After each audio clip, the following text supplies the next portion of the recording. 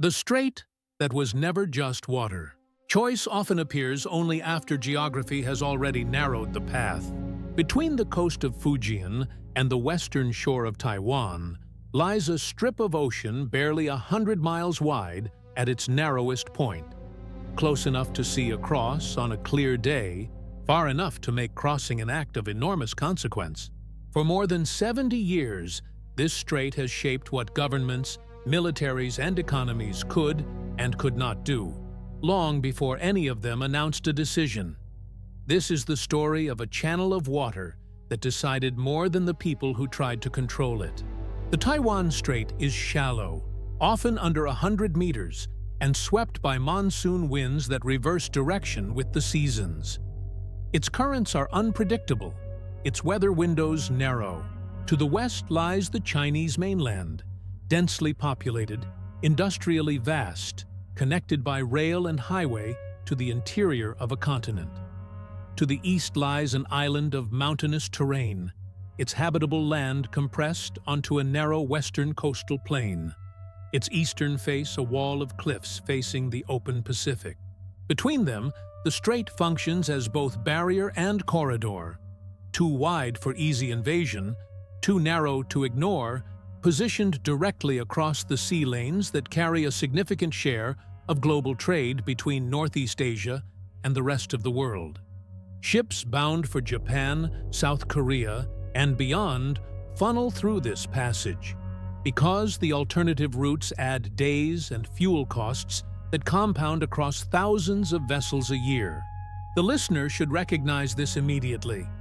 Whoever holds influence over this water holds influence over something far larger than the island itself. The pattern begins in 1949, when the retreat of nationalist forces across the strait turned a civil conflict into a geographic standoff. The water itself, not a treaty, became the boundary.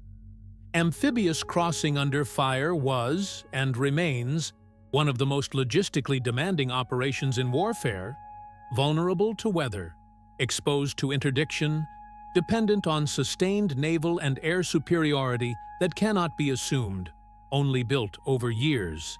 That single physical fact shaped decades of restraint on both sides, not because restraint was chosen freely, but because the strait itself made any other option prohibitively costly. Fishing communities along both coastlines adjusted their range and timing around naval patrols they could not predict, treating the strait as a working boundary long before either government defined it as one. Through the Cold War, the strait accumulated infrastructure that deepened its role as a fixed constraint. Naval patrols established rhythms. Air defense identification zones extended outward from both coasts, overlapping in contested airspace above the same narrow channel. Undersea cables, laid to connect the island's economy to the world, ran through waters that could be monitored and, in principle, severed by whoever controlled the seabed beneath them. Each new layer of infrastructure was added to manage the strait as it already existed. No one was building a new choke point, only reinforcing one that geography had already carved. By the late 20th century, a second structural layer formed on top of the first: economic dependency. Taiwan's western coastal plain, the same flat, accessible land that had always made the island vulnerable to landing forces, became the site of one of the most concentrated semiconductor manufacturing clusters on Earth. Fabrication plants requiring extraordinary precision, stable power, and uninterrupted supply chains clustered within a few dozen miles of a coastline that faced, across 100 miles of water, the world's second-largest economy. The chips produced there moved outward through the same shipping lanes the strait had always funneled, meaning that a channel once relevant mainly to regional military planning now sat astride a critical artery of the global electronics supply chain. Distance had not changed. What moved across it had. Shipping firms began rerouting contingency planning around strait transit times, adjusting insurance calculations for a passage that had not physically changed in 70 years, but whose cargo now touched nearly every electronic device manufactured worldwide. Every additional actor drawn into the Strait's orbit narrowed the range of quiet options available to the others. Naval deployments by outside powers, transiting the Strait to assert passage rights, added another layer of traffic to water already dense with patrol boats, fishing fleets, and commercial shipping. Each transit required response: monitoring, shadowing, public statement. Not because any single passage changed the balance, but because the accumulated pattern of passages defined what normal looked like, and departures from that pattern now carried disproportionate weight. A strait that had once been measured in nautical miles was now measured in precedent. The narrowing did not arrive as a single event.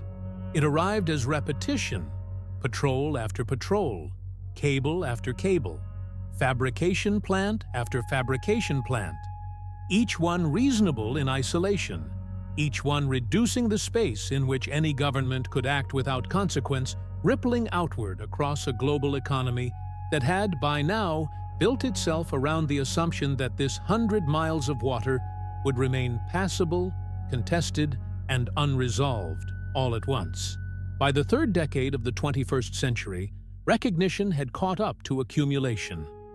Governments, corporations, and militaries alike now spoke openly of the Strait's centrality to trade, to technology, to regional balance. But recognition did not restore freedom of action. The infrastructure, the dependencies, the patrol patterns, and the economic entanglements were already in place, built layer upon layer since 1949, each addition narrowing the field a little further. The question the Strait now posed was not what anyone wanted to do, but what remained possible to do at all. A question geography had been answering, quietly, for 70 years before anyone thought to ask it aloud. What appears inevitable in hindsight rarely felt inevitable at the time. The route remained the same. The possibilities around it did not. Explore more stories about geography, constraint, and historical consequence on Timeless Questions.